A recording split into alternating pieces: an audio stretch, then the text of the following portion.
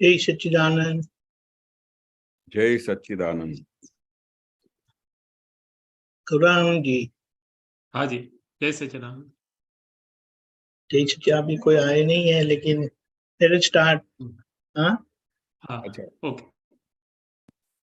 केशवानंद जी, आप त्रिमंत्र बुलाइए, हाँ, हम फॉलो करेंगे। Okay. Gaurang is going to host सत्संग।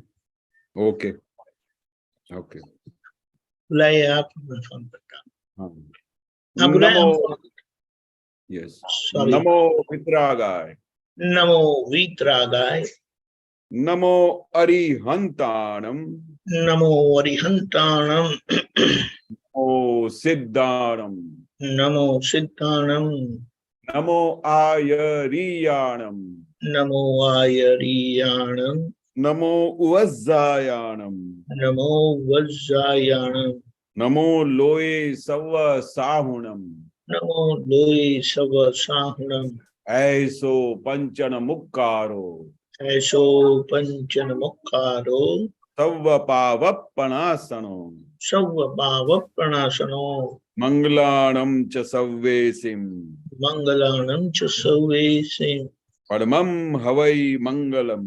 परमं हवै मंगलम्। ओम नमो भगवते वासुदेवाय, ओम नमो भगवते वासुदेवाय, ओम नमः शिवाय।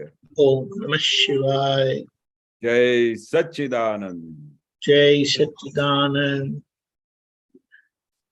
जय सच्चिदानंद। जय सच्चिदानंद। दीपक आनंद जी। आज कोई आए नहीं है, हाँ, जब कोई नहीं है तब हम ही हम है। हम ही हम है, सही है। तो आप थोड़ा बताइए, हाँ, आप बिजनेस पर भी जाते हैं हाँ, और आपका गोल तो यही है सत्संग और वो सब, हाँ, तो आप वहाँ बिजनेस में कैसे रहते हैं? हाँ, रोज परीक्षा होती है। ऐसी क्या बात है। परीक्षा, अरे ऐसी परीक्षा होती है कि मैं रोज केशव से बात करता रहता हूँ। और दादाजी भी बोलते थे कि जब बहुत प्रतिकूल संजोग आते हैं ना, और बहुत डिफिकल्ट संजोग आते हैं ना, तो धीरे धीरे केवल ज्ञान की तरफ और बढ़ते हैं।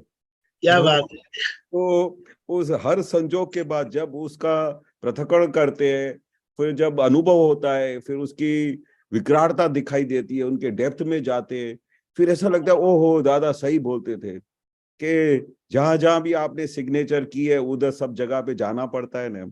उधर गए बर्थ में ऐसा दिखाई देता है कि हर जगह पे ऐसा साइन किया होगा कि हाँ ये बिजनेस भी साथ करेंगे, दादा भगवान का सत्संग भी करेंगे और ये भी करेंगे। पर उस समय ये नहीं सोचा था कि ये जो साइन करते हैं तो वो कितना बड़ा हमारे लिए बहुत हेवीनेस आ जाएगा। वो करेक्ट। वो लास्ट बर्थ में नहीं दिखाई देता था, पर ऐसा दिखता था कि दादा के ज्ञान से सब पार पहुंच जाएंगे।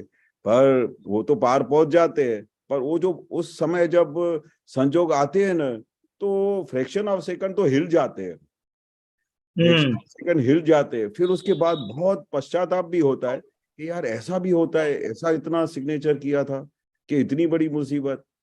मैं आज का वाक्य बताऊं ना तो आप हंस हंस के ऊंधे हो जाओगे। क्या बात होता है, बोलिए बोलिए। आज सुबह को क्या शुरुआत हुआ, एक बहुत ही फंटास्टिक जॉब आया था। तो 8 कलर का जॉब था, बहुत डिफिकल्ट जॉब, बहुत डिफिकल्ट। और हमारा बिलियन फ्रेश का तो पूरे देश में नाम कैसा है कि जब हिंदुस्तान में कोई भी काम नहीं कर सकता है ना, तब बिलियन फ्रेश को ढूंढने का कर देगा। हाँ, वो कर देगा।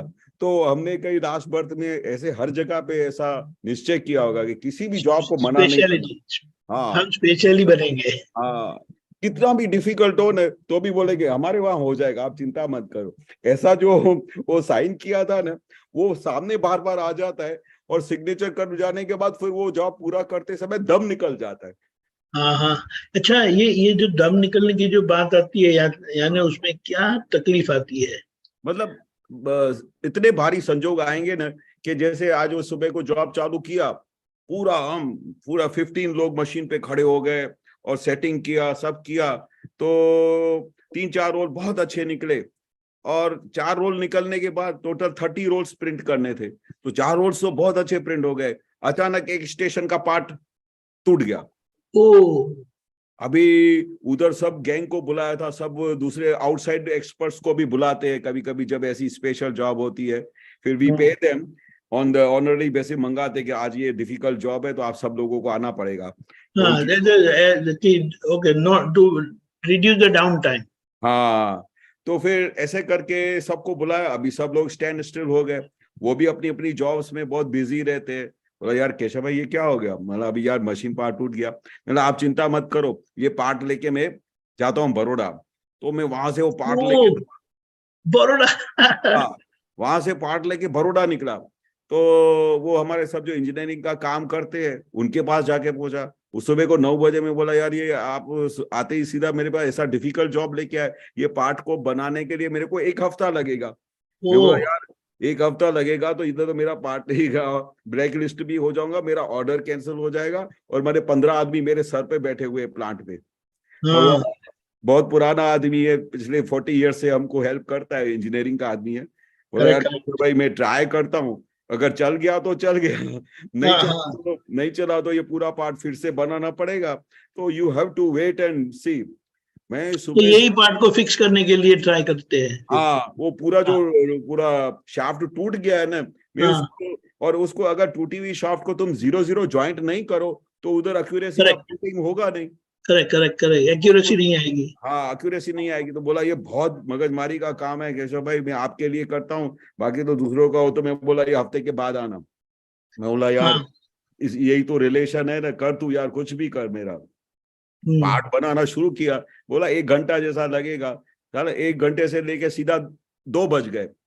और उसी समय मैंने आपको फोन किया, मैं बोला थोड़ा लेट हो जाऊंगा तो आप देख लेना। मैं हाँ, बोला यार 2 बज गए अभी तक तुम्हारा पार्ट नहीं। बोला यार इतना एक्यूरेसी का काम केशव भाई नहीं होता, 1 हफ्ते का काम मैं आज 1 दिन में करके दे रहा हूँ, आप समझो तो सही। मैं बोला हाँ, ठीक है यार, कुछ भी करो। ऐसा करके मैं उधर अपना आत्मा में घुस के प्रार्थना कर रहा था, दादा के साथ ज्वाइन होके उधर वो पार्ट बना रहा था। एक बार उसने पार्ट बनाया, वो फेल हो गया। बोला यार ये फिर से बनाना पड़ेगा। मैं बोला बनाओ यार, मैं बैठा हूँ यार, तुम पैसे की चिंता मत करो, मेरे को आज पार्ट ये कैसे भी करके चाहिए। हाँ, तो फिर उसका बाद 2 बजे शार्प एकदम फर्स्ट क्लास पार्ट तैयार हो गया। अभी वो शार्ट बाप पूरी तैयार हो गई, उसने ऐसा शाफ्ट बनाया जैसे ब्रांड न्यू बना दिया हो। पर ओ, वो क्या है, वो किसी किसी के चाहत में और किसी का अच्छा सनत होती है ना कि तो उसके हाँ, लिए वो काम कर डालते हैं, बाकी हाथ नहीं डालते हैं बात सब। सही है, सही है। तो अपना रिलेशन वो सब काम हुआ। और और उनको पता है कि केशव भाई को मैं कुछ भी बोलूंगा ना, वो क्वेश्चन नहीं पूछेगा भाई इतना पैसा क्यों, कुछ भी हम्म, गड़बड़ नहीं करेगा। बोलेगा भाई हाँ, इसका 2,000 दे दो, मैं ऑन द स्पॉट 2,000 निकाल के दे देता हूँ। तो वो भी उसको माइंड में था कि मेरा आधा दिन गया है पूरा इंजीनियरिंग का। मेरे को उसने जो भी है वो भी प्योर आदमी है, खींच खींच के मेरे को बोला केशव भाई मेरे को 550 दे दो। मैंने उसको हाथ में दे दिया 550। मैं बोला ये ले, और ये मैं पार्ट लेके दौड़ा। तो बोला यार ठहरो ठहरो ठहरो, ये पार्ट तो तुमने बनाया, पर इसका जो कीवे है ना, कीवे जो उसको हाँ, लॉक करते हैं शाफ्ट को, करेक्ट, करेक्ट। वो सिस्टम मेरे पास नहीं है। मैं बोला क्या बात करते हो, ये अभी ये सिस्टम नहीं है तो अभी मैं कहाँ जाऊंगा। बोला एक आदमी को मैं एड्रेस देता हूँ, जाओ उधर उसके पास, वो मस्त कीवे बनाता है, ऐसा कीवे बना कोई बड़ौदा में नहीं बनाएगा। हाँ, हाँ, ठीक है मेरे को दे एड्रेस। मैं गाड़ी लो के भागा दौड़ा, मतलब सीधा उधर में जैसे पहुंचा, तो जैसे ही मैं पहुंचा उसी समय वो शटर बंद कर रहा था। मैं बोला अरे क्या ओ, कर रहे हो?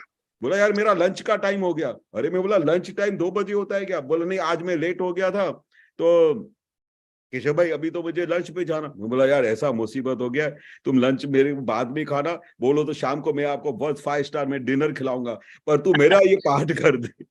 वो बेचारा वो खुश हो गया। मैं बोला ठीक है, मैं लंच को बाद में जाता हूँ। जैसे ही वो दरवाजा बंद किया, सब लाइटें बाइटें बंद की, कहा कि ये तो मस्त लोग हैं गुजरात में, कि जैसे ही टाइम होता है ना शटर बंद कर देते, खाना वाला खा के फिर 1-2 घंटे के बाद आएंगे इंजीनियरिंग वाले। हाँ, हाँ, तो वो उसने दरवाजा शटर खोला वापस, फिर बैठ के उसने 0-0 कीवे बनाया। कीवे बनाया, वो पार्ट मेरा कंप्लीट तैयार हो गया। मैं बोला चलो खुश हो गया। चलो पार्ट लेके सीधा मैं इधर दौड़ता दौड़ता आया।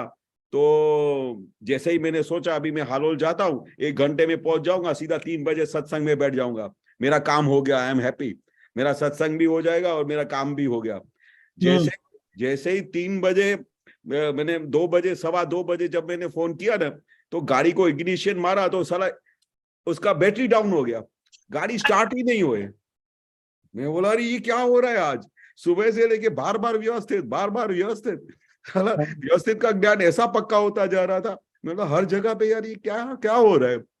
फिर रास्ते में मैंने 4-5 लोगों को खड़ा किया, बोला यार थोड़ा धक्का मार के दो ना, मेरी गाड़ी चालू हो जाएगी ना, तो एक बार बैटरी ऑन हो गई फिर तो दौड़ेगी मेरी। पर मेरा आज गाड़ी का ऐसा डिस्चार्ज हो गया था बैटरी कि इग्निशन भी नहीं लगे। अब इग्निशन नहीं लगे तो धक्का भी नहीं लगे, कोई काम का ही नहीं।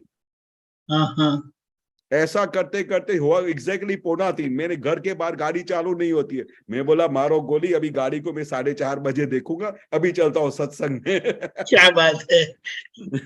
तो अभी गाड़ी बाहर रोकी, वो पार्ट गाड़ी में पड़ा है। मैं बोला सत्संग पूरा होएगा फिर गाड़ी को मैकेनिक को बुला के गाड़ी लेके जाऊंगा और फिर जाके बाद में पार्ट को फिट करूंगा अच्छी तरह से। क्या बात है, क्या, चलो ऐसे में आप आए तो बहुत बहुत बड़ी बात हो गई। हाँ नहीं बहुत मजा आता है। ज्ञान नहीं हो ना तो आदमी को बार बार ऐसा लगे साला ऐसा कौन सा मैंने पाप किया है, ऐसा मैंने क्या किया है कि साला ये बार बार मार खाने को गिरती है।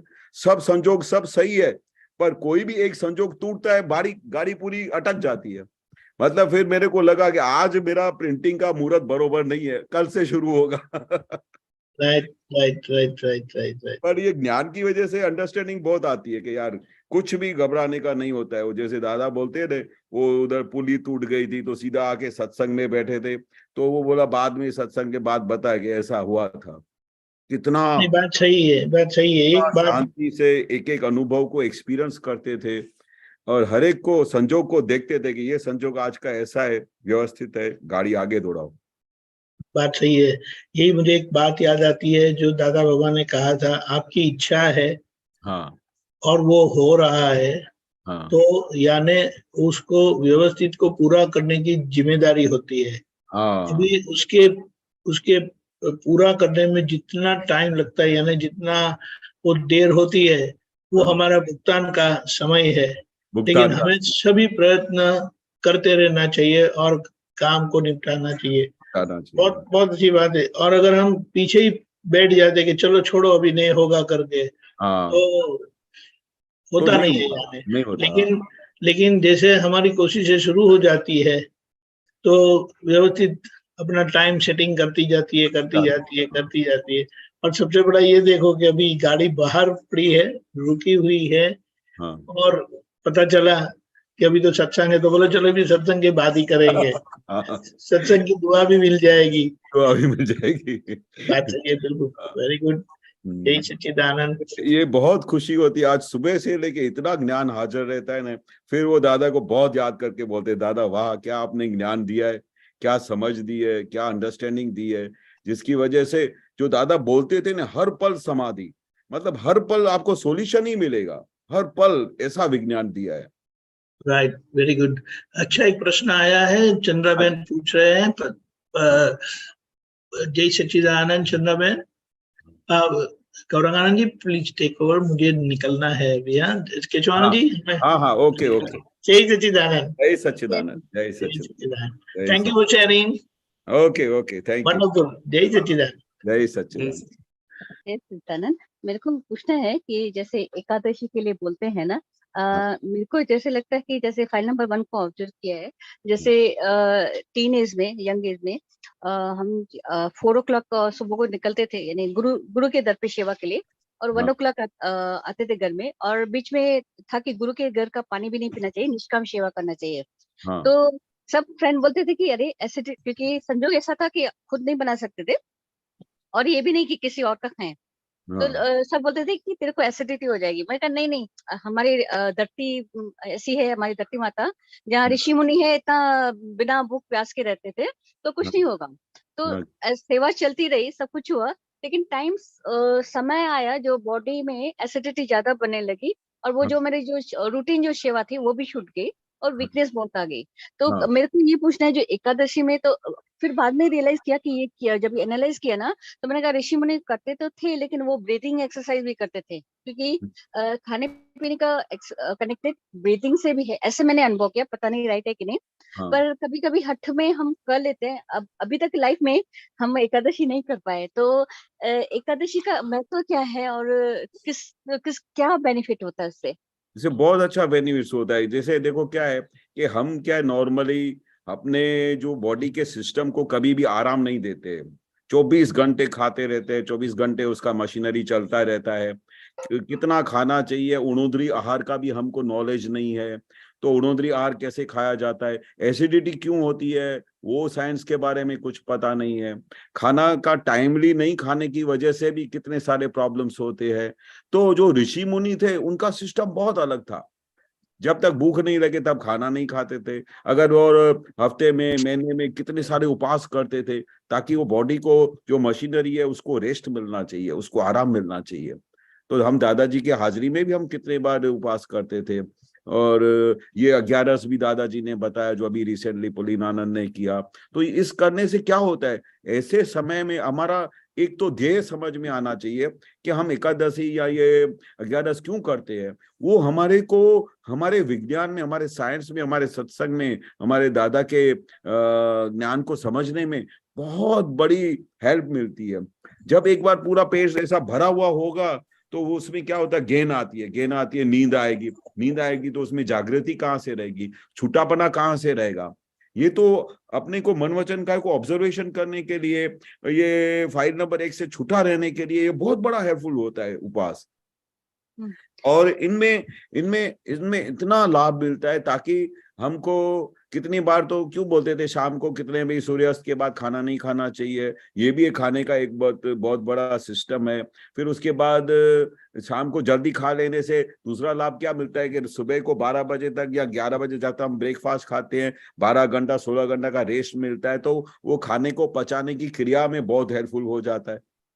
तो ये साइंटिफिक समझ में के बाद आप करोगे तो ये कभी एसिडिटी वगैरह तो दूर दूर की बात है। जितना आप वेरी सिस्टमेटिक अपने बॉडी के आहार को निहारते रहेंगे, कौन सा खाना खाना चाहिए, कौन सा नहीं खाना चाहिए, कितने बजे खाना चाहिए, टाइमली खाना चाहिए। दादा भगवान को ऑब्जर्व करें, हमने पूरा लाइफ ऑब्जर्व किया, तो दिन को सुबह को अर्ली इन द मॉर्निंग थोड़ा हल्का सा नाश्ता करते थे, हल्का, वो भी खाली क्या, भूख को बिटाने के लिए, बरोबर, बुमा बुम बंद हो जावे, इतना शरीर को चलाने के लिए ही खाना खाते थे। बाकी तो दादा को खाना खाने में भी परवशता लगती थी। फिर 11 o'clock शार्प, ऐसा पूरा लाइफ में मैंने नहीं देखा दादा ने कोई बहुत ही संजोगवशात ऐसा टाइम आया हो, बाकी 11 o'clock शार्प दादा खाना खाते थे। घड़ियाल की 11 बजे की सुई 11 बजे पहुंचेगी, उस समय दादा की थाली लग जाती थी। क्यों, टाइमली खाने का। टाइमली खाने के बाद फिर उसके बाद खाने में जो खाना खाते हैं वो उपयोग पूर्वक खाने से क्या होता है, वो अमृत बन जाता है। हम खाते समय भी हमारा उपयोग नहीं रहा तो वो खाना पॉइजन बन जाता है, एसिडिटी होगी, दुनिया भर की बीमारी होगी। क्योंकि आपने उपयोग पूर्वक खाना नहीं खाया, आपका चित्त दूसरी जगह पे था। खाते समय आपका माइंड किचन में चला गया, कभी बाहर चला गया, कभी किधर चला गया। और उपयोग के बगैर खाने से दादा बोलते थे हार्ट अटैक की तैयारी करो। बताओ, अभी खाने का बात तो एक सिंपल है, खाना खाने का या उपवास करने का, पर उसके अंदर डेप्थ कितना है, वो ज्ञानी पुरुष ने हमको समझाया, तब पता चला कि ऐसा खाने में कितना सिस्टम होना चाहिए।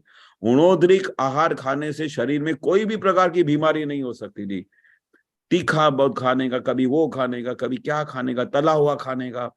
खाने का आहार बहुत ही सिंपल होना चाहिए। जो वो भी उसका उपयोग क्या होना चाहिए कि ये जो अंदर का जो दीप है जलता रहे, पूरा शरीर का गाड़ी चलता रहे, सांसों-सांस चलता रहे, उसके लिए खाना होना चाहिए। और वो भी उणोदरी होना चाहिए। उणोदरी होने से शरीर में कोई भी प्रकार की बीमारी नहीं होती है। तो फाइल नंबर 1 को ऑब्जर्व किया है कि अगर जैसे रूटीन टाइम यही है कि सत्संग में सुनते थे कि 8 बजे से पहले ये नहीं ना, कोई हाँ, दृश्य नहीं, टीवी नहीं देखो, कि वो दृश्य फिर पूरी रात चलेगा। तो हाँ, सालों से ये है कि जल्दी खाना खा के सो जाने का, 8 बजे से पहले सो जाने का। तो कभी कभी ऐसे होता है, टेम्पटेशन होता है सत्संग का ये, तो अगर समझो शाम को नाश्ता, जो जल्दी खाया समझो, तो नींद भी आती है और 3 बजे उठ जाते हैं 4 बजे। पर अगर टेम्पटेशन आती है किसी वजह, रूटीन कभी चेंज हो जाती है तो रात को नींद नहीं आती क्योंकि खाने का टाइम चूंकि फिर से भूख लगती है, तो लगता है कि एक तरफ से देखेंगे ये अच्छा है कि अगर नींद नहीं आए तो और स्वाध्याय कर सकते हैं। पर हाँ क्या होता है, मन बार बार बोलता है भूख लगी है, ना नींद आती है और भूख बार बार दिखाते हैं। तो एकादशी में भी ये होता है, बार बार मन बताता है भूख लगी है, भूख लगी है, भूख लगी है। वो तो क्या है, ऐसे उसमें उसमें जो आपने मन का शब्द वापरा ना, तो हाँ मन क्या है, हमेशा उसका काम ही ये है कि दुनिया भर का नया नया चीज ढूंढने का। भूख नहीं लगी होगी तो भी बोला, अरे मैं ज्यादा देर जागी हूं ना तो शायद भूख लगेगी, इसलिए खाना शुरू करेंगे। वो ऑब्जर्व नहीं करते, वो मन के हिसाब से चलते हैं। तो सब दादा बोलते हैं मन के हिसाब से जो चले उसका सर्वस्व चला जाता है, आत्मा आत्मा भी चली जाती है। तो मन को क्या करने का, मन का वो एक रेडार टाइप है। रेडार टाइप क्या है कि वो रेडार क्या करता है कि वो उधर सबसे खाली आपको, वो रेडार फिरता रहता है। आपने देखा है एयरपोर्ट के ऊपर वो रेडार घूमता रहता है, हाँ कभी देखा हाँ है? तो वो रेडार क्या करता है, आपको वो खाली वो अलर्ट करता है कि इधर से कोई जहाज नहीं आ रहा है, इधर से कोई हवाई जहाज नहीं, आप सीधा जा सकते हो, ऐसा इंस्ट्रक्शन देता है। वो मन का स्वभाव दादा बोलते हैं रेडार की तरह रखो। वो खाली वो क्या करता है, आपको अलर्ट करता है। उसमें आप डिसॉल्व नहीं हो जाओ, उसमें आप इन्वॉल्व नहीं हो जाओ। और फिर उसके बाद इन्वॉल्व हो गए, डिसॉल्व हो गए, फिर आप मन के मुताबिक चलोगे। फिर मन के मुताबिक चलोगे तो सब ऊंधा हो जाएगा। हम्म, आप समझे? तो मन हाँ के मुताबिक, मन का मतलब क्या है, वो बताता है कि अभी अभी जल्दी सो जाओ, अभी ये वो जो अभी खाओगे, अभी ऐसा करोगे। वो बोला हाँ नोटेड नोटेड, पर सही क्या है वो तो आपको पता होना चाहिए ना। जरूरी नहीं है 8 बजे सो जाओ। आपने शाम को जल्दी खाना खा लिया हाँ के बाद, खाना खाने के बाद अच्छी तरह से कुछ वॉक करो या कुछ भी करो। थोड़ा ऑन द स्पॉट सोने से अच्छा नहीं होता है, तो उसको थोड़ा टाइम देने का, फिर 1-2 घंटा जागने का। जागने में उसके बाद फिर आप कुछ अपना स्वाध्याय करो, सब कुछ करो। ऐसा तो दादा भगवान को मैंने कभी लाइफ में 8 बजे सोते हुए नहीं देखा। वो हमेशा 10-11 बजे सोते थे। 11 बजे उनका मैक्सिमम लास्ट टाइम होता था। तब तक तो हम दादा भगवान के साथ बैठ के बातें करते थे, सत्संग करते थे। ऐसा नहीं है कि भाई आप, हाँ 11 के बाद फिर दादा 2-4 घंटे 5 घंटे सोए तो फिर शाम को फिर सुबह को 5 बजे फिर अलर्ट तैयार। तो ऐसा बॉडी को सिस्टमैटिक टाइमिंग्स बनाने से क्या होता है कि आपका बॉडी धीरे धीरे हैबिचुएट हो जाएगा। हैबिचुएट हो जाएगा, फिर आपको सहजता लगेगी। बिल्कुल सहजता से आप पूरा जीवन निकाल सकते हैं। ये मन वचन काया बॉडी मन ये सब क्या है, उसको आपको टैकल करने का है। उसकी गुजराती में बहुत अच्छा शब्द बोलते हैं केड़वणी। उसकी उसकी इस तरह से डेवलपमेंट करो ताकि वो आपको सहजता से आपको जीने में मजा आए। और आप अपने आप को जिस तरह से ट्रेन करोगे वैसा हो जाएगा।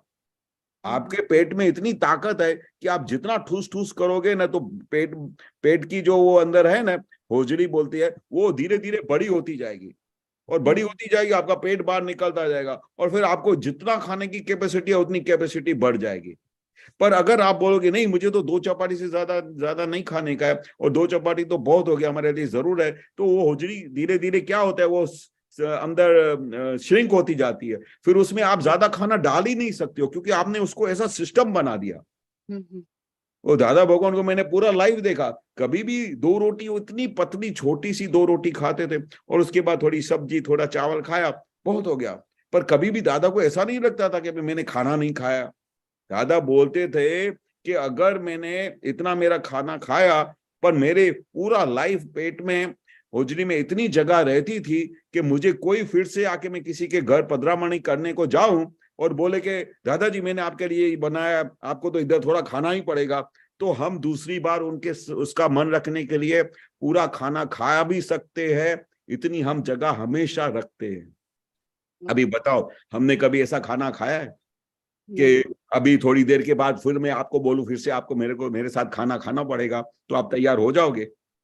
उल्टा स्त्री प्रकृति में ऐसे होता है कि वेस्ट न जाए, कभी कभी एक्स्ट्रा हो जाता है तो लगता है अरे वेस्ट हो जाएगा, ऐसे खा लो, तो हाँ, एक्स्ट्रा ही चला जाता है ऐसे कि वेस्ट नहीं हो जाए।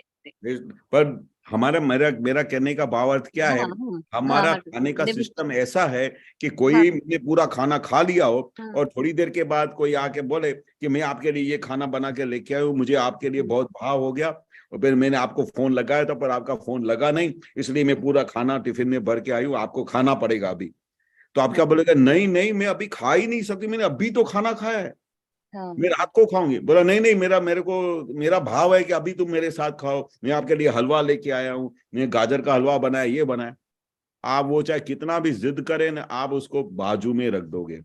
पर इसी जगह पे दादा भगवान हो तो दादा भगवान उसका भाव देख के क्या बोले, आप इतना बना के लेके आए हो। उनको ये भी नहीं बोलेंगे कि मैं खाना खा के आया हूँ, पर उनको पता है कि मैंने खाना खा लिया है, पर मेरे पेट में इतनी जगह है कि मैं फिर से आपका मान रखने के लिए, आपका मन नहीं ऐसा टूट हो जाए कि दादा ने मना कर दिया, मैंने इतनी मेहनत से बनाया, तो हम फिर से खाना खा सकते हैं। ऐसा हमारे बॉडी के अंदर हमेशा इतना जगह रहता है। आप कल्पना करो कैसा लाइफ में पूरा लाइफ दादा ने वो बॉडी का सिस्टम को बनाया होगा। रिगार्डिंग एकादशी में लाइफ में एक ही बार एकादशी रखी थी, पर संजोग जिस दिन एकादशी रखी ना, उस दिन जो मेरे फेवरेट फूड है ना वो सामने आया नहीं, तो हाँ टेम्पटेशन हुई अरे कि अरे इतना मेरा फेवरेट खाने को नहीं है, खाने को नहीं, तो टेम्पटेशन की ग्रंथि पना वो संजोग ऐसे पना फेवरेट डिश, तो वो उस टाइम टेम्पटेशन की ग्रंथि को बचपन में रखी थी, अभी तो मैंने ट्राई भी नहीं किया है, तो शायद हाँ। नहीं हूँ, हम्म। तो भी दादा ये नहीं उसको भी दादा क्या बोलते हैं, कभी उपवास होता हो, एकादशी होता हो तो करने का, नहीं होता हो तो उसके लिए कोई जरूरी नहीं है कि करो, क्योंकि बॉडी आपका सिस्टम एक्सेप्ट ही नहीं करती है, होता ही नहीं है, फिर आपका फिर वो मन टेस्ट में चला जाता है, तो ऐसी क्या है एकादशी करने का। हाँ, मैंने आप थोड़ा सबसे, थोड़ा कम, थोड़ा हाँ थोड़ा कम कम खा सकते हैं, एक मील स्किप कर सकते हैं, या कम हाँ, लाइट खा ऐसा सकते हैं, एडजस्ट ऐसे कर करते सकते हैं। सबसे बेस्ट में बेस्ट है ना, वंडरफुल चीज जो दादा ने साइंस खुली की है ना, वो है उणोदरी आहार। ओके। उणोदरी आहार मतलब कैसा, कि भाई आपने एक बाग में खाना हो, एक बाग में पानी हो, और एक बाग में हवा के लिए रखो, और एक बाग पूरा कंप्लीट खाली रखो, ताकि वो उसको हजम करने के लिए, उसको साइकिल को घुमाने के लिए फ्री अच्छी तरह से वो अंदर मिक्स हो सके। ऐसा आपका अंदर सिस्टम बना हुआ है, उसको आप ऐसा रखोगे तो आपको आध्यात्मिक रीत से बहुत डेवलपमेंट होगा, आध्यात्मिक रीत से आपको प्रोग्रेस करने को मिलेगा, और कभी भी आपको घेन नहीं होगी, कभी ऐसा नींद का झटका नहीं लगेगा, और ऑल द टाइम आप अलर्ट रहोगे, नींद आने का तो सवाल ही नहीं है। ये तो मेरा भी बहुत अच्छा एक्सपीरियंस है, आप बिलीव नहीं करोगे कितने साल हो गए मैं सुबह को फ्रूट लेता हूँ और दिन को फ्रूट लेता हूँ, शाम को थोड़ा हल्का खाना खाता हूँ, तो मैं सुबह को 5 बजे से उठ के रात को सोने तक ऑल द टाइम फ्रेश रहता हूँ। Can you imagine?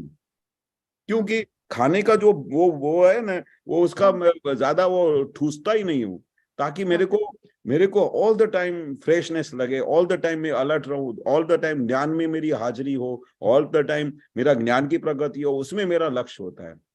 आप ऐसा करके देखो, उसका उसका मजा ही कुछ और है, गुणोत्तरी आहार का मजा ही कुछ और है। हाँ, ऐसे भी आप बता रहे तो ऐसे था कि संजोग ऐसे भी आए कि सर्वेंट घर में सेवादारी ऐसे जो इतना टेस्टी खाना बनाए, इतना तो फुल पेट भर के खाए, अरे सोने को अरे इतना टेस्टी खाना, तो फुल पेट भर के, जैसे दादा को ने बोला थोड़ा कम, जब भी वो और इतना बीमार समझ में नहीं है कि आफ्टर इतना क्यों बीमार, और जब भी वो सर्वेंट संजोग चेंज हुआ, एपिसोड चेंज हुआ, तो हमेशा थोड़ा कम जितना जैसे बोले दादा भगवान का, तो हेल्थ सुधरने लगी, तो ये राइट है जो आपने बोला, दादा भगवान करते बहुत थे तो। बहुत हाँ हमने तो जो जो दादा भगवान को ऑब्जर्व किया है ना, और दादा हाँ को ऑल द टाइम, अच्छा एक बार दिन का टाइम था, और दादाजी को थोड़ा ऐसा लगा, तो ठीक नहीं लगा, तो दादा क्या है, खुद साइंटिस्ट थे, खुद ही डॉक्टर थे, और लोगों को पता नहीं चलता था कि दादा को पूरी अंदर की सिस्टम का पूरा ज्ञान था, कि अंदर क्या था, अंदर क्या चलता है, लीवर में क्या प्रॉब्लम है, ये किधर क्या है, पेनक्रियास में क्या प्रॉब्लम है, हार्ट का क्या प्रॉब्लम है, सब दादा को पता चलता था। तो एक दिन हम बैठे थे, तो रंजन बेन है उधर जिधर हम दादा भगवान रहते थे, भाई जी दरोगा अग्निपुर में, तो वहां पर दादा ने 11 बजे पूछा, रंजन बेन ने दादा को, दादा अभी अभी खाना लगाऊं? तो दादा ने क्या किया, ऐसा पेट पे इधर जहां पर लिवर होता है ना, उधर ऐसा दबा दबा के देखा, ऐसा दबाया लिवर की जगह पे, 2-3 बार दबाया, तो फिर बोला, रंजन बेन आज मुझे लगता है कि मेरे लिवर में कुछ सोजा आया है, तो मुझे लगता है कि आज मुझे खाना खाने की मैं अवॉइड करता हूँ, मुझे आज खाना नहीं खा सकूंगा। तो बोला कोई बात नहीं दादा, फिर शाम को खा लेना, क्योंकि दादा भगवान को कोई फोर्स नहीं करता था, क्योंकि दादा भगवान साइंटिस्ट थे, डॉक्टर थे, सब थे। अभी जब लिवर में सोजा आता है तो उस समय फिर खाना कैसे और लिवर को फिर काम पे रखने का, जब ऑलरेडी तकलीफ है, उसको सोजा आ गया है, तो और फिर उसको मेहनत करनी पड़े, पचाने के लिए, ये करने के लिए, तो उसी समय फिर दादा उस समय उपवास कर देते थे। ऐसा हमको बॉडी का पूरा ऐसा अंडरस्टैंडिंग होना चाहिए, अंदर क्या होता है। आज कुछ गैस्ट्रिक प्रॉब्लम हो गया, आज कुछ अल्सर जैसा हो गया, आज पित्त प्रकृति ऐसा हाई हो गई है, तो वो पूरा स्टडी होना चाहिए और स्टडी के हिसाब से फिर खाना खाना चाहिए। लगता है कि पेट में दुखता है, पेट में आज गड़बड़ है, उस दिन उपवास कर डालने का, तो क्या है, दूसरे दिन आपका तबीयत ठीक हो जाएगा, सब एवरीथिंग नॉर्मल हो जाएगा। तो वो स्टडी होना चाहिए अपने पेट में। हमको कुछ पता भी नहीं चलता है, बस 3 वक्त का खाना खाने का तो खाते जाते खाते जाते खाते जाते, भूख है कि नहीं है तो भी खाते हैं। पर तो ये एक सब ये भी देखा है, एक हाँ ये भी देखा है, कभी कभी लगता है कि ये चीज हमको सूट नहीं होती है, लेकिन वो यानी जैसे टेस्टी टेस्टी लगती है ना, तो पता है कि सूट नहीं होती, तो भी यानी कंट्रोल नहीं होता है, खा लेते हैं इसे। बाद में भले वोमिटिंग होते पर उस टाइम कंट्रोल नहीं होता, टेम्पटेशन आ जाती है, खा लेते हैं। तो हाँ उसमें क्या शक्तियां मांगना चाहिए दादा भगवान से, या क्या हाँ राधा भगवान को बोलने का कि ये ऐसा लूज मेरी प्रकृति है, मैं मन के हिसाब से चलती हूँ, जो मन बोलता है मैं वैसा करती हूँ, और एंड में मुझे इतना भोगने को आता है कि हे दादा भगवान, मुझे ऐसी समझ दो, ऐसी सूझ दो, ऐसी शक्ति दो कि मैं। और दूसरा इंपॉर्टेंट चीज क्या, कि दादा क्या बोलते हैं, जो कुछ भी आपने किया तो उसका एंड रिजल्ट क्या आया, तो वो एंड रिजल्ट को याद रखने का। हम क्या करते हैं, वो भूल जाते हैं, भाई मैंने इतना खाया, फिर उसके बाद उल्टी हुई, फिर 5-10 दिन हो गया, फिर से टेस्टी खाना आ गया तो फिर दबा दिया। तो दादा बोलते हैं उस समय हमारी इतनी अजागृति होती है कि उसको याद नहीं दिलाने का, कि भाई उस दिन तो तुमने टेस्टी खाना आया था, फिर तुमने ठूस ठूस के खाया था, फिर क्या हालत हुई थी, फिर कितनी उल्टियां की थी, कितना सब बांस आ रही थी, उल्टी उल्टी कोई करे तो कितनी बांस आती है, खड़े भी नहीं रह सकते। तो ऐसा उसको याद दिलाने का कि बोला नहीं बाबा नहीं, अभी फिर से मुझे ज्यादा हैवी खाना खाने का नहीं है, कितना भी टेस्टी हो, कुछ भी हो, मुझे वो खाना को जितना जरूरी है उतना खाने का, टेस्ट करने की खातिर खाने का, और जितना टेस्टी खाना अच्छा अच्छा आए ना वो दूसरों को खिलाने का। अपने को हमारा पूरा उपयोग क्या खाने में डालने का है कि आत्मा में डालने का है? इतना बड़ा ज्ञान मिलने के बाद हमारा पूरा उपयोग खाने में होना चाहिए, टेस्टी खाना खाने का उसमें उपयोग होना चाहिए। जो इतना बड़ा दादा ने ज्ञान दिया है, समझ दिया है, आत्मा का, आत्मा के बारे में इतना सब खुला किया है, उसके ऊपर ध्यान नहीं देने का। हाँ हाँ। खाने हेल्थ पे एक और कनेक्टेड क्वेश्चन है। जैसे लगता है कि एटलीस्ट आत्मज्ञान जानने के लिए हेल्थ का होना जरूरी है, यानी लाइक बहुत वेंटिलेटर पे तो थोड़ी इतना पर जितना हो सके हेल्थ को मेंटेन करें। तो कभी कभी हेल्थ यानी इशू होता है ना, तो लगता है कि एक बार सुना कि अगर आपको प्रार्थना करते हो भगवान को, तो वो सुनता है आपकी प्रार्थना, वो चाहे तो आपकी कैपेसिटी बढ़ा देगा वो उस शक्ति को सहने की, या तो आपको ऐसा गुरु देगा जो आपको मिटा सके वो रोग। तो हेल्थ का इशू होता है ना, तो यहाँ पे लगता है कि हर सिचुएशन में तो अलग करते हैं, ये फाइल नंबर 1 को हो रहा है, मेरे को नहीं। पर वो भोगटो तो रहता है, सहने की शक्ति बढ़ती है। पर जब यूट्यूब में देखते हैं ना कि कहीं ऐसे संत है जो फटाफट ये नहीं, तो लगता है कि अरे काश ऐसे कोई गुरु मिले जो हेल्थ की करे, जो हम आत्मा में आगे बढ़े, ऐसे नहीं कि हाँ उसमें ऐसा तो मिले डाइवर्ट। है ना, ऐसे दादा भगवान मिले है ना। अच्छा। हमने तो क्या है, दादा को हमारे बाल के टोच के बराबर भी नहीं समझा है न जाना है। वेरी आपको ट्रू। पता है दादा का विज्ञान कितना है, पूरा हाँ आखा आखा जन्म हम बात करें ना तो भी दादा का विज्ञान पूरा नहीं होएगा। आपको पता है इतना दादा ने खुला किया है साइंस, इतना आप थोड़ा डेप्थ में जाओ ना तो उसमें से बाहर ही नहीं निकल, तो पूरा रात गुजर जावे। इतना दादा ने विज्ञान खुला किया है, कैसे खाना चाहिए, कब कैसे बॉडी के साथ रहना चाहिए, शुद्धात्मा का लफ्ज क्यों नहीं रहता है, क्यों जागृति नहीं रहती है, हमारा चित्त कहाँ कहाँ जाता है, वो सबको ऑब्जर्वेशन करना पड़ता है। अगर ज्ञान की प्रगति करनी है तो दादा की साइंस को समझो, दादा क्या कहना चाहते हैं। दादा बोलते खाली मेरी 5 आज्ञा भी समझ जाए ना, 5 आज्ञा, तो उसमें पूरा सार आ गया, पूरा आध्यात्मिक का सार आ गया, पूरा संसार का, पूरा शास्त्रों का सार आ गया। आप हाँ कल्पना नहीं कर सकते हो कि दादा भगवान ने जो 5 आज्ञा दी है ना वो क्या चीज दी है ना। आप कल्पना में, हर एक घड़ी, हर एक जगह पे, हर एक संजोग में आपको समाधान देगा, हाँ। ऐसा पर 5 आज्ञा दी है, ऐसी ये समझ दी सही है। ये सही बात है। बेटी थोड़ी डाइवर्ट भले हुई, लगा कि कहीं ऐसे भी हैं जो लाखों लोगों को मतलब लाइक दुख निवारण कर रहे हैं। तो देखा, एक पॉइंट देखा कि अगर उनको अपमान की आती ना, प्रकृति आते, उदय कर्म आते ना, तो वो भी हिल जाते हैं। और यहाँ हाँ हमको दादा भगवान ने एक रवाजी महात्मा भी आते हैं ना, तो वो बोलते हैं कि अरे किसको फाइल नंबर 1 को है, अरे वो इतनी लाखों का ये संत इतना सबका दुख निपटा है, पर अपमान में उनको भी हिला देते, पर दादा भगवान ने ये देखा कि अरे ये फाइल नंबर 1 को आ रहा है, मैं शुद्धात्मा हूँ, तो वहां पे बोगोटो हमको नहीं आता है, भले हमारी हाँ स्थिति अडरी भी है तो भी यानी बोगोटे से बच सकते हैं, ये शुक्र निकलता है दादा भगवान का। बहुत Yes. अच्छा, बहुत अच्छा। इतना दादा हम्म, भगवान का विज्ञान है कि आपको हर पल हर घड़ी भोगोटे में से आजाद हो सकते हो, हर तकलीफ में से फ्री हो सकते हो और निरंतर पुता खुद के स्व में रह सकते हो, फाइल नंबर 1 से कंप्लीट छुटा रह सकते हो। ऐसा कंप्लीट विज्ञान दिया है। वो तो जितना आप ज्ञान यूज करोगे ना उतना उतना सुख बढ़ेगा, आप कल्पना नहीं कर सकते हो। ये तो बाल के हम टच के बराबर अभी सुख आपको टच नहीं हुआ है। अभी तो खाली प्रतीति बैठी हुई है, ज्ञान प्रतीति, लक्ष्य भी बैठा है, फिर अनुभव, अनुभव तक पहुंचने की बात है। जब अनुभव होएगा ना तब इस विज्ञान का जो आपको उसका डेप्थ में समझ में आएगा और उसका सुख बुबराएगा ना, तब आपको पता चलेगा कि आत्मा का सुख क्या होता है। ये खाना माना सब भूल जाओगे, ये टेस्टी खाना तो उसके सामने, आत्मा के सुख के सामने कुछ भी नहीं है, कुछ भी नहीं है। दादा बोले बहुत टेस्टी खाने का शौक चढ़ता हो या ऐसा चढ़ता हो तो उसका एंड रिजल्ट क्या होने वाला है सुबह को वो याद रखने का। एक बार तो दादा इतना खुला किया कि सुबह को संडास में जाए तो इतना गंदा था कि खुद बैठ नहीं सकता है आदमी, आपको पता है। हाँ तो फिर वो जब एंड रिजल्ट ऐसा होता है तो उसके सुख के पीछे क्या पड़ने का, हाँ ऐसे सुख के पीछे पड़ने का जिससे सुख ही सुख मिलता है, जिससे खुशबू ही खुशबू आती है, जिससे आनंद ही आनंद आता है, जिससे हर पल मुक्ति का अनुभव होता है, उस सुख के पीछे पड़ने का। ये खाने के सुख के पीछे क्या पड़ने का, हम्म, जिसका एंड रिजल्ट सुबह को पता चल जाता है क्या है। हम्म। समझ ये में भी आया।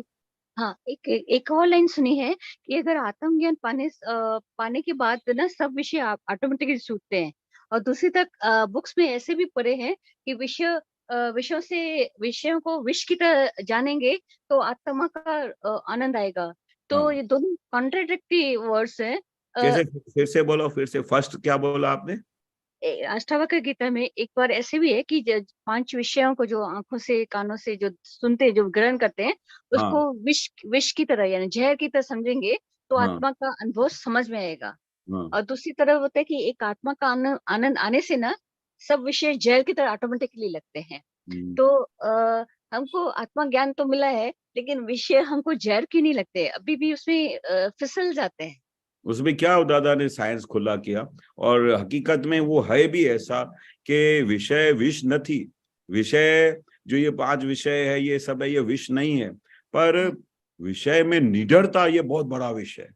विषय में निडरता कि अभी कुछ वांदा नहीं है, अभी हमने शादी किया तो हमारा तो हक है, ऐसा है वैसा है, ये वो क्या है, निडरता है। और विषय में भगवान ने क्या बोला था कि स्त्री पुरुष का जो संबंध है, विषय संबंधी संबंध है, सिर्फ एक पुत्र और एक पुत्री दान करने के लिए स्त्री पुरुष का संबंध बना है।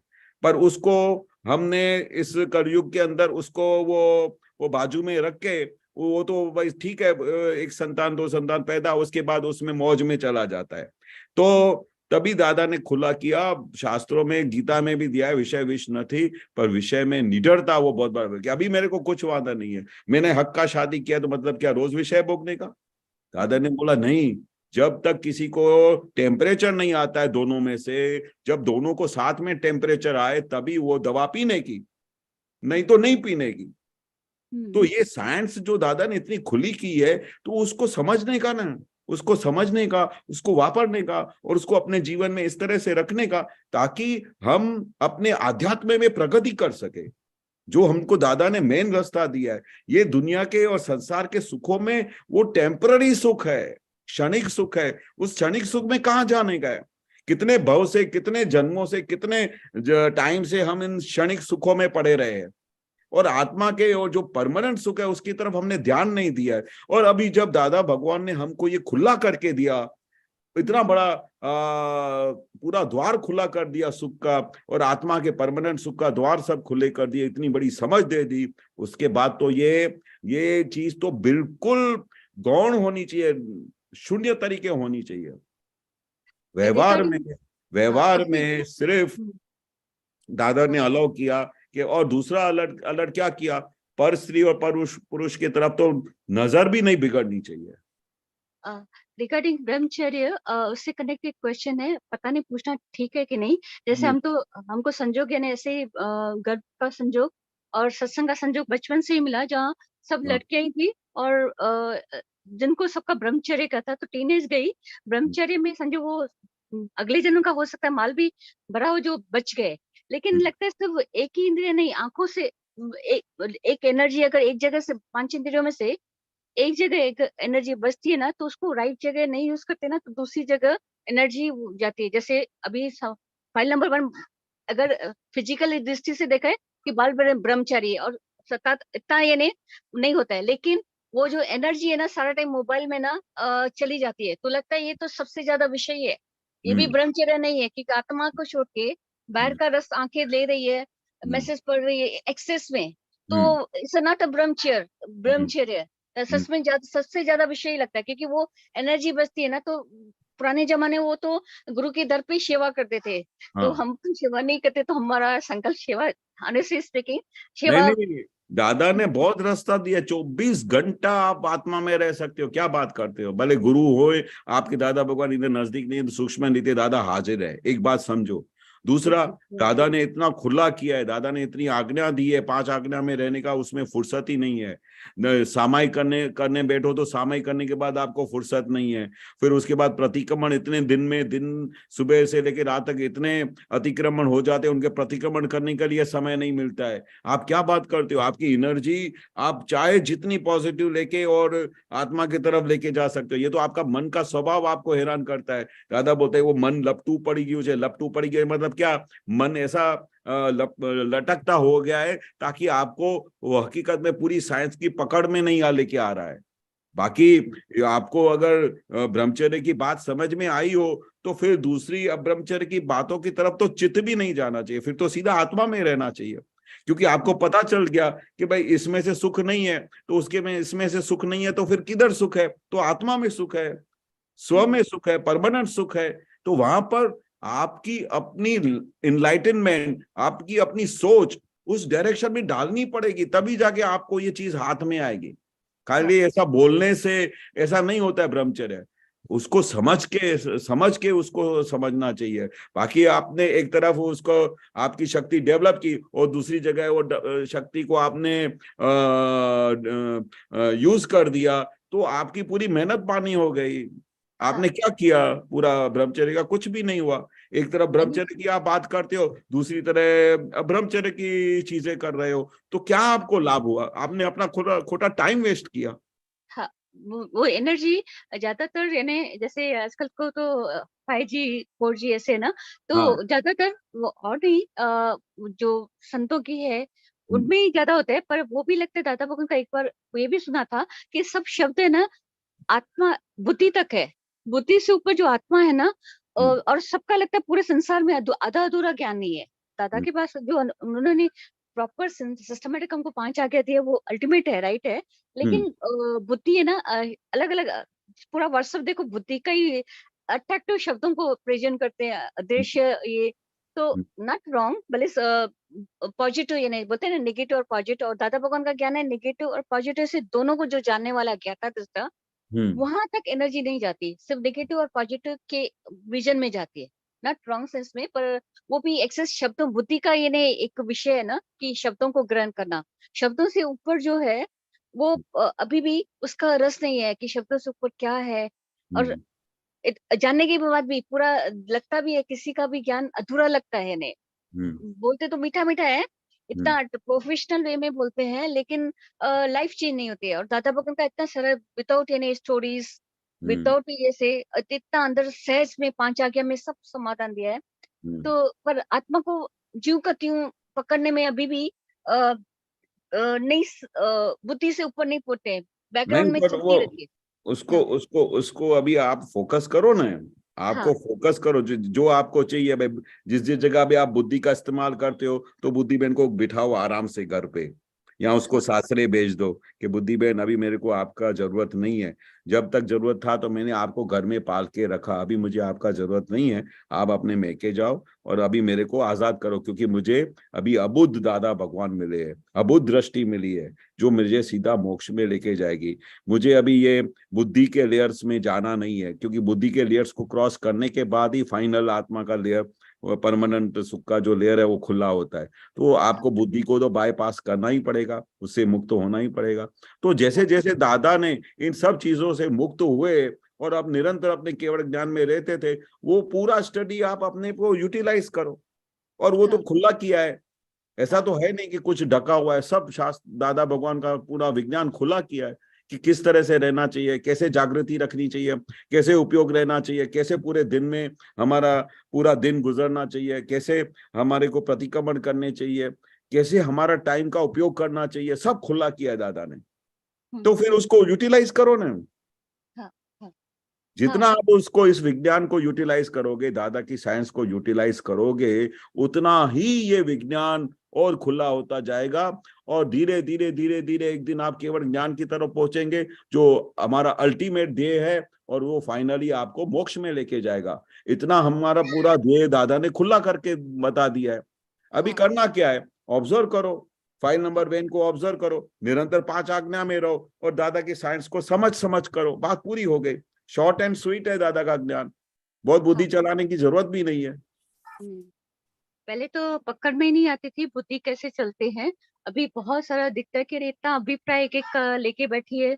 और सत्संग में भी सुन गए, पीछे बैकग्राउंड में अभी दिखता है कि अरे पीछे भी बैकग्राउंड में चलते रहते हैं नेगेटिव बुद्धि, तो अभी थे पकड़। और एक लास्ट क्वेश्चन है, चरण विधि में भी आता है कि अगर जहां जहां हमने 5 आज्ञा छूट गई हो तो उसका भी प्रतिक्रमण करते हैं। 5 आज्ञा हमको पता ही नहीं चलता कि हम कभी चुके और कभी 5 आज्ञा और कभी प्रतिक्रमण करें।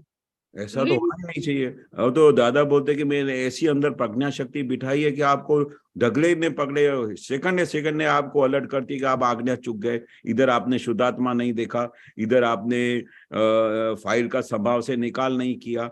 इतनी तो जबरदस्त मैंने प्रज्ञा शक्ति डेवलप किया आपके अंदर, तो फिर कैसे नहीं दिखाई देता? या तो फिर आपका उपयोग ही नहीं है आत्मा की तरफ। दादा की 5 आज्ञा आप समझे नहीं है। दादा की 5 आज्ञा तो दादा बोलते उठते बैठते हर जगह पे 5 आज्ञा कनेक्टेड है। और अगर आपने दादा की ज्ञान की समझ मिली है, दादा का ज्ञान मिला है, तो वो 5 आज्ञा तो आपका अल्टीमेट चीज है जो आपको मोक्ष लेके जाएगी। और फिर दादा ने ये भी बोला कि काल का प्रभाव इतना भारी है कि 100% पालन नहीं हो सकती है, पर मैंने आपको फिर से भी आपको ग्रेस दी हुई है कि 70% भी आप आज्ञा का पालन करोगे तो भी मैं आपको गारंटी देता हूं कि मैं आपको मोक्ष लेके जाऊंगा। अभी इतना सब चीज दादा ने खुला किया हो तो 70% आज्ञा का पालन नहीं हो, आपके घर में आपका बच्चा हो, कोई वाइफ हो, हस्बैंड हो, कोई भाई काम करने वाली आई हो, तो उधर आप रियल रिलेटिव नहीं देखते हो? सबके अंदर शुद्धात्मा नहीं देखते हो? ये रिलेटिव व्यू पॉइंट, ये मेरा हस्बैंड है, भाई रियल व्यू पॉइंट ये शुद्धात्मा है। ऐसा जो उपयोग रहा, कुछ गड़बड़ हो गया, कुछ टूट गया, कुछ नुकसान हो गया, कुछ भी हो गया, तकलीफ आ गई, तो व्यवस्थित का ज्ञान हाजिर हो जाता है। कोई चिकनी फाइल घर में आ जाए तो उसके साथ आपने संभाव से निकाल किया तो उसमें आत्मा का ज्ञान आ जाता है। रात को सोते समय, दिन को सोते समय या दिन को जागते समय, जब भी आपने दादा का काम किया, आपने आपतावाणी पढ़ी, आपने सामायिक किया, प्रतिक्रमण किया, तो वो 5 नंबर की आज्ञा का पालन हो जाता है। कितना सरल और सीधा मार्ग दादा ने बताया। इसलिए तो सब दादा भगवान को बोलते थे हाजरी में कि दादा भगवान आपने हमको क्या दिया है, हमको समझ में नहीं आता है, पर हमको बहुत बड़ा खजाना मिल गया आपके इस ज्ञान के बाद।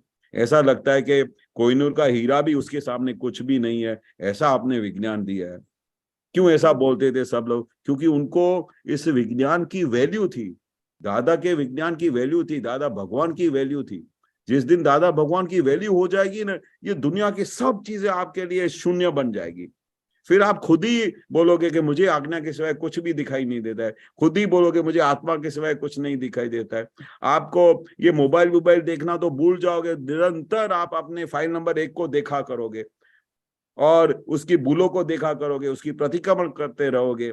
इतना दादा बोलते हैं कि ये ज्ञान ऐसा मैंने दिया कि एक सेकंड की भी फुर्सत नहीं मिले, ऐसा मैंने ज्ञान दिया। तो ऐसा रात को सोते समय, जिस भी समय आपको थोड़ा टाइम हो, तो बैठ के एनालिसिस करने का कि मैं जिस मार्ग पे चल रही हूँ, मेरे को जो दादा भगवान का ज्ञान मिला है, कहाँ पर I am doing something wrong. क्योंकि अगर आप सही कर रहे हो, तो हर एक चीज सिस्टमेटिक कर रहे हो, तो आपको पार वगैरह का सुख का अनुभव होएगा, इतना आनंद आएगा कि जिसका कोई वर्णन नहीं कर सकते।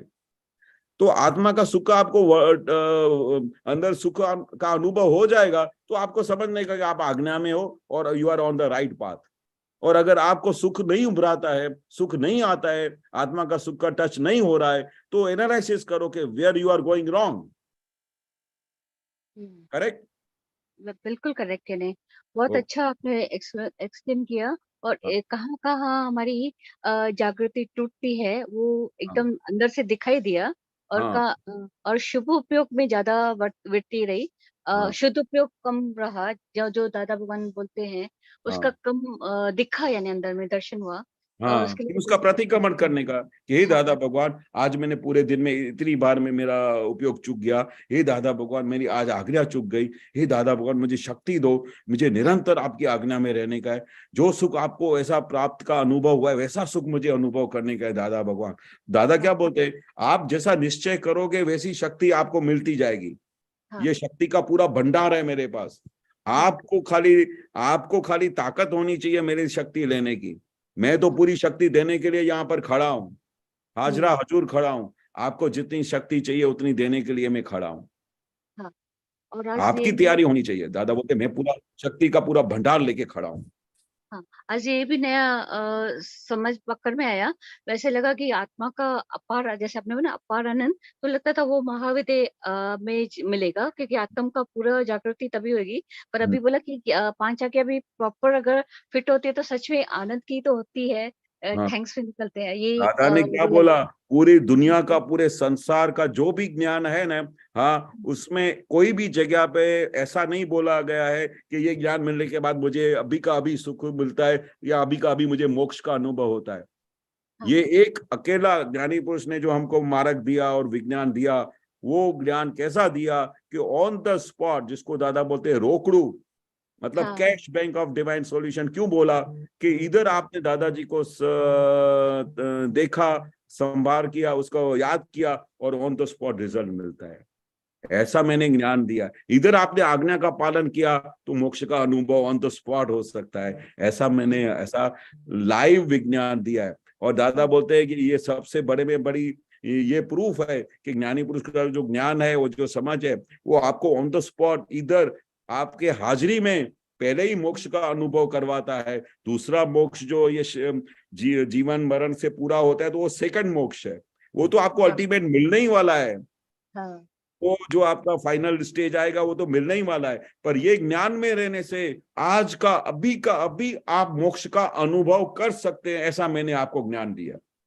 हाँ, वेरी ट्रू। ऐसे अनुभव होता है जैसे ही मैं करते थे, मैं से अपने को आइडेंटिफाई करते थे, तो करतापना और कुछ बनने की चाह होती थी। जहाँ ही दादा भगवान ने अभी दिखाया कि फाइल नंबर 1 बोलो, पड़ोसी बोलो, तो न मन का पावर चलता है, ना बुद्धि का, उसका फ्यू लगता है पावर फ्यूज हो जाता है, और इन्हें उस पर असर नहीं कर देता, हमको भोगोटो नहीं देता है।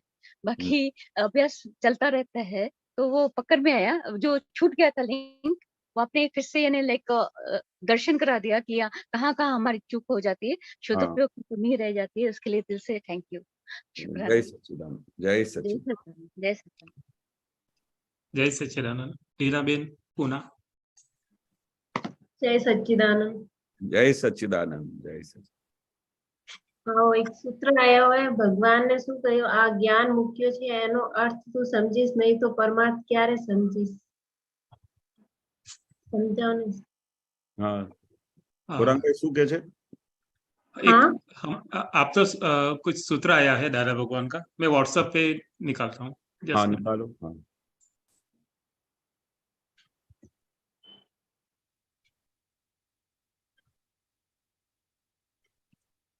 एक और वो है, चित्त प्रसन्नता वगर मुक्त थवाय नहीं। चित्त प्रसन्नता कब रहती है? पहला कौन सा है? फर्स्ट। वो दूसरा है। हम्म,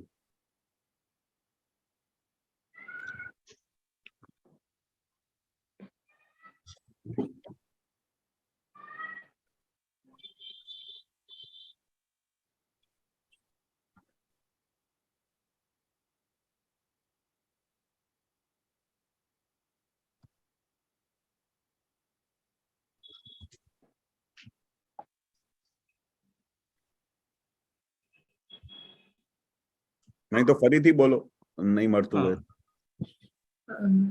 ભગવાને શું કહ્યું? આ જ્ઞાન મુક્યું છે એનો અર્થ તું સમજીશ નહીં તો પરમાર્થ ક્યારે સમજીશ? હા, આ ભગવાન શું કહે છે કે આજે મેં જ્ઞાન આપ્યું છે એનું અર્થ નહીં સમજીશ તો પરમાર્થ ક્યારે સમજીશ? પરમાર્થ यानी ફાઇનલ.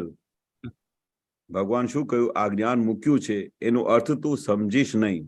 अभी जो दादा भगवान ने ज्ञान रखा है, पूरा विज्ञान खुला किया हमारे सामने, तो उसका अर्थ जो दादा क्या कहना चाहते हैं वो तुम समझोगे नहीं तो परमार्थ जो है फाइनल स्टेज है. परमार्थ यानी सत्य की जो फाइनल शोध है, सत्य की जो फाइनल स्टेज है, वो कब समझोगे? सबसे पहले तो ये ज्ञान को समझने का कि दादा का ये ज्ञान क्या कहता है, तो किस कैसे तरह ये किस तरह से दादाजी की ज्ञान बोलते, दादाजी का ज्ञान क्या बोलता है, दादाजी की जागृति क्या बोलती है, दादाजी का ये जो प्रतिक्रमण के बारे में जो बात करते हैं वो क्या है, और अक्रम विज्ञान क्या है, जो मन वचन काया का एकात्म भाव क्या है, ये पूरा ज्ञान जो है जो दादा ने खुला किया है वो अभी से समझेंगे नहीं तो परमार्थ जो फाइनल स्टेज है, जो फाइनल आत्मा का फाइनल विज्ञान है, जो दादा बोलते हैं जो केवल ज्ञान की तरफ लेके जाता है, उसका जो डेप्थ है उसका अर्थ कब समझोगे?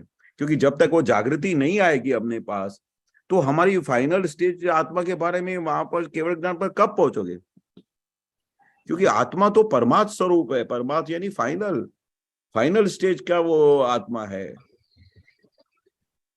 पर हम सत्संग में सुनते हैं और बाद में वो भूल जाते हैं वापिस. हाँ, तो क्या है, अभी तक हमारा उधर क्या है, संसार की तरफ बहुत रस ज्यादा होता है ना, तो सब सत्संग मतसंग सब भूल जाते हैं. पर जब आत्मा का रस चाख डालेंगे, आत्मा का रस का स्वाद चाख लिया ना एक बार, और आत्मा के सुख का अनुभव कर लिया ना, फिर सब शून्य बन जाएगा. फिर आत्मा के सुख के सिवा आपको कुछ दिखाई नहीं देगा.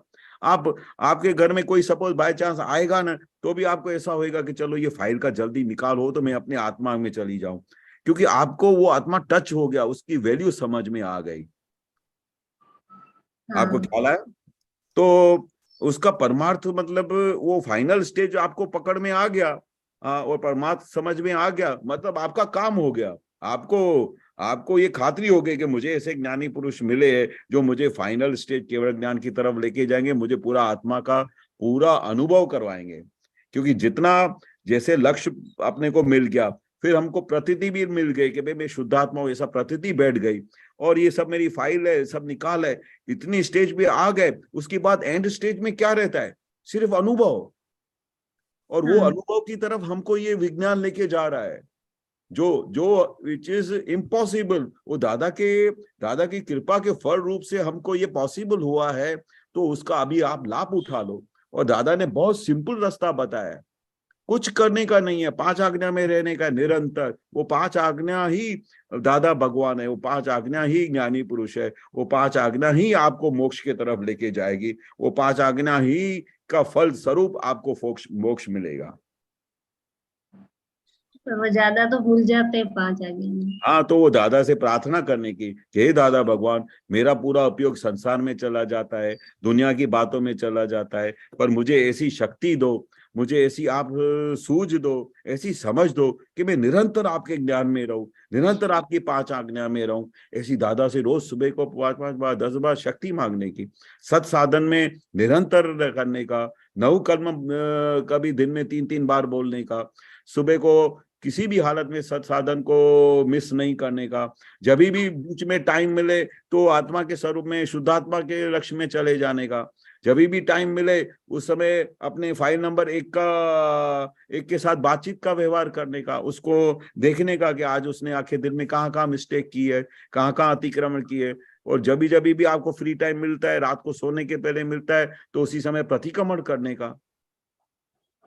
क्योंकि दादा भगवान का पूरा विज्ञान एक ही चीज पे खड़ा है कि व्यवहार और निश्चय दोनों साथ में चलेगा. व्यवहार के हिसाब से आपके ऊपर जो व्यवहार की जवाबदारी आई है वो करो, और उसको एक फाइल तरीके से समझ के उस फाइलों का संभाव से निकाल करो, तो वो आप ज्ञान में आ गए, वो आप निश्चय में आ गए. कितना सिंपल ज्ञान है. कोई कॉम्प्लिकेशन नहीं है, बहुत सरल सीधा है। कोई शास्त्र पढ़ने का नहीं है, कोई तप त्याग करने का नहीं है, कभी बैठ के आखा दिन समाधि में नहीं बैठने का है, कभी पूरा दिन बैठ के ध्यान नहीं करने का है। स्वस्वरूप ऑन द स्पॉट 24 घंटा इस विज्ञान में आप अलर्ट होके रह सकते हो, आत्मा में रह सकते हो। ऐसा दादा भगवान ने विज्ञान खुला किया है। तो 5 आज्ञा में नहीं रह सकते, उसका क्या कारण हो सकता है? 5 आज्ञा में नहीं रहते क्योंकि दादा की इस 5 आज्ञा की वैल्यू नहीं समझाती है। दादा भगवान ने क्या बोला कि 5 आज्ञा संसार में जितने भी शास्त्र है उसका सार है। आप पूरे शास्त्र बैठ के पढ़ो, गीता पढ़ो, ये पढ़ो, वो पढ़ो, उसका सार निचोड़। अभी ये आपको समझना चाहिए दादा क्या कहना चाहते हैं। फिर दादा ने बोला एक बार जो ये तीर्थंकर भगवान हो गए उनकी 48 आगम का सार 5 आज्ञा है। बोलो कितनी बड़ी ये दादा ने 5 आज्ञा की कंपैरिजन की है। तीर्थंकर भगवानों के 48 आगम थे, उस आगमों का पूरा सार सिर्फ 5 आज्ञा में है। आप कल्पना कर सकते हो संसार में जितने भी शास्त्र है उनका सार 5 आज्ञा है। अभी ऐसी 5 आज्ञा की जिस दिन आपको वैल्यू समझ में आएगी तो उस दिन फिर आप 5 आज्ञा को छोड़ सकोगे। आपके पास जो दिन रात शास्त्र पढ़ने का वो आपके ऊपर कोई गुरु ऐसा बोझा रखे कि तुमको ये सब 48 आगम पढ़ने पड़ेंगे, तुमको ये गीता का पूरा ज्ञान पढ़ना पड़ेगा, ये सब श्लोक पढ़ने पड़ेंगे, तो आप बोलेंगे तभी आपको आपका ये ज्ञान मिलेगा और आपका मोक्ष होगा। आप क्या बोलोगे साले 48 आगम में कब पढ़ूंगी, ये मेल बाजू में रखो, मुझे नहीं चाहिए आपका आत्मा, नहीं चाहिए आपका मोक्ष। खाने की फुर्सत नहीं है तो ये 48 आगम कब पढ़ेंगे। पर दादा ने क्या किया, आपके अंदर प्रज्ञा नाम की इतनी जबरदस्त शक्ति बिठा दी जो ऑल द टाइम आपको सावचेत करती है, पर हम उसका जवाब ही नहीं सुनते वो क्या कहना चाहती है। तो फिर कहां से आज्ञा आपका पालन होगा। वो आपको अलर्ट तो करती है पर आपका उपयोग ही नहीं है 5 आज्ञा की। आपको 5 आज्ञा की वैल्यू नहीं समझाती है, इसके लिए उसका आपकी महत्वता नहीं समझाती है। अगर उसकी वैल्यू समझ में आए तो आप 5 आज्ञा तो डगले ने पगले आपको छोड़ भी नहीं सकते हो। और एक बार दादा क्या बोलते हैं कि अगर नहीं रहती है 5 आज्ञा तो उसका अभ्यास करो। रोज सुबह को 1 घंटा बाहर वॉक करने चले जाओ, 5 बजे उठो, जाके रास्ते में चलते चलते सब लोगों के अंदर रियल रिलेटिव देखो। ऐसा करके करके करके प्रैक्टिस करो, फिर धीरे धीरे वो 5 आज्ञा आपके साथ ऐसे सहज रीत से अंदर समेट जाएगी ताकि आपको फिर वो 5 आज्ञा का पालन करना नहीं पड़ेगा पर सहज रीते पालन हो जाएगा। पर ऐसा हम प्रैक्टिस करते हैं। दादा ने जो हमको ये प्रैक्टिस करवाई है, हमको रोज बोलते हैं कि सुबह को बाहर चले जाओ, दिन को नींद आती है तो बाहर निकल जाओ, जाके वॉक करके आओ 1 घंटा गर्मी में, पर रियल रिलेटिव का उपयोग डेवलप करो। जब तक ये 5 आज्ञा आप बरोबर डेवलप नहीं करोगे या उसका उपयोग नहीं करोगे तो मोक्ष तो बहुत दूर है।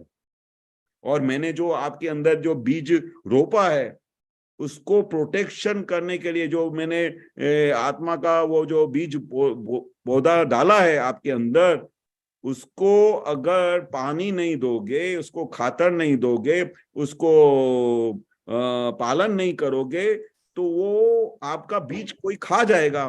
तो ये 5 आज्ञा मैंने आपको प्रोटेक्शन के रीत से दी हुई है, आपके बीज का प्रोटेक्शन करने के लिए दी है। और अगर आप उसका प्रोटेक्शन को तोड़ दोगे, उसका पालन नहीं करोगे तो दादा ने जो इतनी मेहनत की है पूरे ज्ञान रूपी बीज जो रोपा है आपके अंदर, वो कोई खा जाएगा। तो उसकी वैल्यू समझो कि 5 आज्ञा अल्टीमेट चीज है मोक्ष में जाने के लिए। जब तक ऐसा लक्ष्य नहीं रहेगा तब तक आपका 5 आज्ञा में उपयोग भी नहीं रहेगा और पालन भी नहीं होगा। पहले तो उसको समझो 5 आज्ञा आपको कैसे काम करती है, कैसे हेल्प करती है आपको दिन प्रतिदिन के व्यवहार में, उठते बैठते हर जगह पे ये 5 आज्ञा का कनेक्शन होना ही चाहिए। आपके घर में कोई अचानक कोई भारी प्रकृति आ गई तो आपको ऑन द स्पॉट ज्ञान हाजिर होना चाहिए कि अरे ये भारी प्रकृति तो आ गई पर इसके साथ मुझे संभाव से निकाल करने का है। ये दादा भगवान की आज्ञा है फाइलों का संभाव से निकाल करना। आपने उसका संभाव से निकाल किया तो आपको इतना आनंद आएगा कि जिसकी कोई हद नहीं। वो आनंद आ गया, बहुत डिफिकल्ट फाइट के साथ आपने संभाव निकाल किया, आपने दादा का आज्ञा का पालन किया तो आप एक स्टेप मोक्ष के लिए आगे बढ़ गए। तो ऐसे धीरे धीरे धीरे धीरे आपको मोक्ष के स्टेप्स की तरह आगे बढ़ने के लिए दादा की आज्ञा का पालन करना पड़ेगा। दादाजी के विज्ञान की समझ को समझ करना पड़ेगा कि दादा भगवान क्या कहना चाहते हैं। ख्याल आया? हाँ, बराबर। हाँ पूजा बहन, दूसरा कौन सा बताइए आपने, वो बोल लीजिए। हाँ टाइम हो गया। चित्त प्रसन्नता वगर मुक्त थवाए नहीं। हाँ, चित्त प्रसन्नता, ओ हो, ये तो दादाजी का बहुत बड़ी साइंस है। चित्त प्रसन्नता यानी क्या कि भाई आपको कितने लोगों को आप देखते होंगे कि कभी भी आप उनको देखो न तो उनके चेहरे पे मामूली सी हंसी भी नहीं होती है, मुस्कान भी नहीं होती है, इतना सीरियस मुंह करके बैठे होते हैं जैसे जैसे जैसे कि उनके लिए सारा पूरा संसार ही डूब गया हो, पूरे जहाज डूब गए हो न, ऐसा करके बैठे होते हैं सीट पे। आप बस में देखो, फ्लाइट में देखो, तो कितना ही सीरियस होके बैठते हैं। और चित्त प्रसन्नता कैसे होती है? वो बैठे बैठे हंसता रहता है, बैठे बैठे आनंद आता है, चित्त उसका हर जगह पे प्रसन्न ही रहता है, हर एक चीज में से उसका सुख निकाल लेता है, हर एक चीज में अपने आप को खुश रखता है, उसका चित्त हमेशा प्रसन्न रहता है। तो जिसका चित्त प्रसन्न रहता है तो उसी के ऊपर ही ये ज्ञान और ज्यादा प्रोग्रेस करता है। मगर जो सीरियस रहेगा तो उसके ऊपर तो दादा की कृपा ही नहीं उतरेगी। वो दादा तो हमको रोज शाम को इतना हंसाते थे कि हम हंस के थक जाते थे।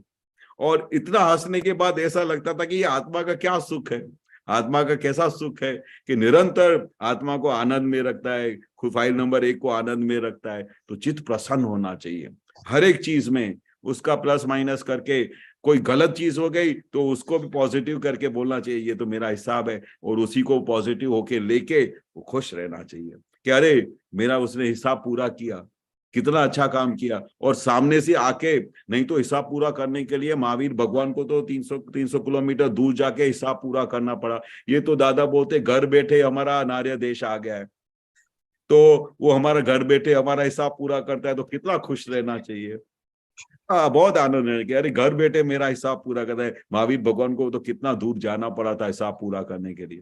तो हर हर हर घड़ी में चित्त प्रसन्न होना चाहिए, हर घड़ी में खुश रहना चाहिए। फिर चाहे कैसा भी संजोग हमारे आंखों के सामने आ जाए, कितनी भी तकलीफ क्यों नहीं आ जाए, दादा बोलते जितनी तकलीफ आती है उसको वेलकम करो। जितने अनुकूल और प्रतिकूल संजोग आते हैं वो हमारे लिए, जो प्रतिकूल संजोग है वो तो हमारे आत्मा के लिए विटामिन है। तो कितना प्रसन्न हो जाता है। कभी भी दुख आ जाए तो भी हमको दुख जैसा लगता नहीं है, हमको लगता है कि अरे हमारा केवल ज्ञान की तरफ हमारा प्रगति हो गया, तो फिर खुश हो जाता है। मतलब इस विज्ञान में रहने से हर घड़ी चित्त की प्रसन्नता रहती है। हमने दादा भगवान को पूरा लाइफ चित्त प्रसन्न देखा, ऑल द टाइम हंसते रहते थे, ऑल द टाइम सबको हंसाते रहते थे। उसमें से पता चलता था कि वो आत्मा में कितना अलग रहते थे, कितना आत्मा का सुख का अनुभव करते होंगे। जितना आत्मा का सुख अनुभव होगा उतना चित्त प्रसन्नता से भरपूर रहेगा। और जब एकाकार हो जाएगा तो एकदम सीरियस हो जाएगा। जैसे कि मेरे जैसा कोई नहीं है, ऐसा भी वो अहंकार आ जाए तो भी सीरियस रहेगा, और जब रोज मार खाता रहेगा तो भी सीरियस रहेगा। कोई हंसाने वाला आएगा तो भी हंसेगा नहीं, क्योंकि एटिकेट का भूत चढ़ा हुआ है। सरल हो ही नहीं सकता है। सरल ज्ञानी पुरुष की सरलता तो देखो, बच्चों के साथ बच्चे जैसे हंसने लगते थे, ऐसा सरल होना चाहिए। तो ऐसे सरल रहने से, ज्ञानी पुरुष की तरह से रहने से आपकी चित्त की प्रसन्नता और बढ़ती जाएगी, और जितनी चित्त की प्रसन्नता बढ़ेगी उतना आत्मा का सुख का अनुभव होएगा। करेक्ट? तो आत्मा का सुख का अनुभव यानी कैसा होता है? ऐसा होता है कि आप जैसे नारियल के 2 कटके करो, उसको अलग करो तो एक भाग अलग दिखाई दे, एक भाग अलग दिखाई दे, ऐसा अलग दिखाई देता है। ऐसा फाइल नंबर 1 है ना, ये उसको ऐसा कंप्लीट अलग दिखाई देगा। वो कब आता है?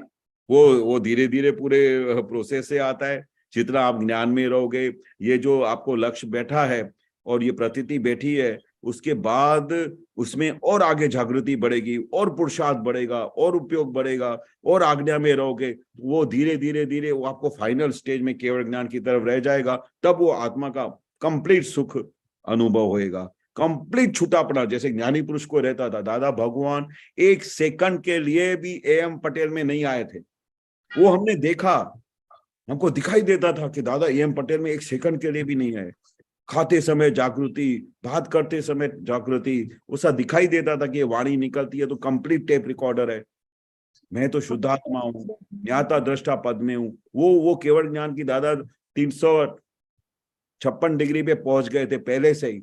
ज्ञान पूरा 360 डिग्री का था। वो दादा बोलते कि हमने आपको जैसे ही ज्ञान दिया तो आपको 200 डिग्री में से 320 डिग्री पर मैं जंप मार के लेके आया ये ज्ञान मिलने के बाद। अभी 40 डिग्री तो आपको पूरा करना पड़ेगा। वो 40 डिग्री का पुरुषार्थ करने के बाद आपको ये पूरा जो आपने प्रश्न पूछा ना, वो केवल ज्ञान का अनुभव होएगा। आपको 320 डिग्री तक दादा लेके आए ज्ञान देके, आपको समझे। पर अभी ये 40 डिग्री का पुरुषार्थ तो करना पड़ेगा ना। जब वो पुरुषार्थ पूरा करेंगे तो सीधा केवल ज्ञान आपके सामने खड़ा होगा। करेक्ट। जय सच्चिदानंद। जय सच्चिदानंद। जय सच्चिदानंद। जय सच्चिदानंद केशवानंद जी, समय हुआ है, आप त्रिमंत्र बुलवाइए। पूजा बहन आप फॉलो कीजिएगा। हाँ। नमो वितरागाय, नमो वितरागाय, नमो अरिहंताणम, नमो अरिहंताणम, नमो सिद्धाणम, नमो सिद्धाणम, नमो आयरियाणम, नमो आयरियाणम, नमो वज्जायाणम, नमो वज्जायाणम, नमो लोहे सव्वसाहुणम, नमो लोहे सव्वसाहुणम, ऐसो पंचन मुक्कारो, ऐसो पंचन मुक्कारो, तव्व पावप्पणासनो, तव पावपणासनो, मंगलाणम च सव्वेसिम, मंगलानं च सव्वेसिं, परमं हवै मंगलम। परमं हवै मंगलम्। ओम नमो भगवते वासुदेवाय, ओम नमो भगवते वासुदेवाय, ओम नमः शिवाय। ओम नमः शिवाय। जय सच्चिदानंद। जय सच्चिदानंद। जय सच्चिदानंद। जय सच्चिदानंद केशवानंद जी, जय सच्चिदानंद गुरानंद जी। जय जय सच्चिदानंद महात्मा। जय अगला सच्चिदानंद। प्रोग्राम 4:30 बजे कीर्तन भक्ति और आरती रहेगी। सभी महात्माओं जरूर थी पधारिएगा। जय सच्चिदानंद। जय सच्चिदानंद। जय सच्चिदानंद केशवानंद जी, गौरांगानंद जी, सभी महात्माओं ने जय सच्चिदानंद। जय सच्चिदानंद गौरांग जय जी। सच्चिदानंद। जय सच्चिदानंद।